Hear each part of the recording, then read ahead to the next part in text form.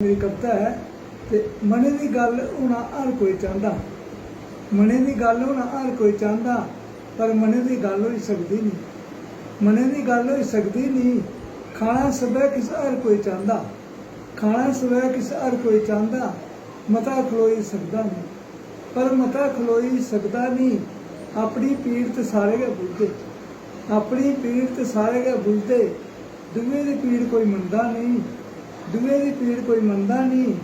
मने दी गल होना हर कोई चाहता, पर मने दी गल हो सकती नहीं, मने दी गल हो सकती नहीं, मने दी गल हो सकती नहीं।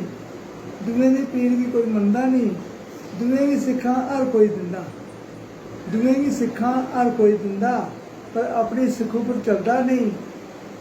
अज आपे ते दुए दे बड़प्पन गी दिक्खियै अस बड्डे बनी सकदे नहीं, दुए दी बड़प्पन गी दिक्खियै अस बड्डे बनी सकदे नहीं। अस कुसै गी खंदा दिक्खियै अस अपनी भुख मिटाई सकदे नहीं, कुसै गी खंदा दिक्खियै अस अपनी भुख मिटाई सकदे नहीं। हत्थै पर हत्थ धरियै, हत्थै पर हत्थ धरियै अस ढिड्ड नहीं पाली सकने, फजूल गल्लां नहीं करी अस समय गी बचाई सकदे आ, ते मेहनत करदे होई गै अस अपना भविष्य बनाई सकदे आ, मेहनत करदे होई गै अस अपना भविष्य बनाई सकने आ। जय हिंद, जय भारत।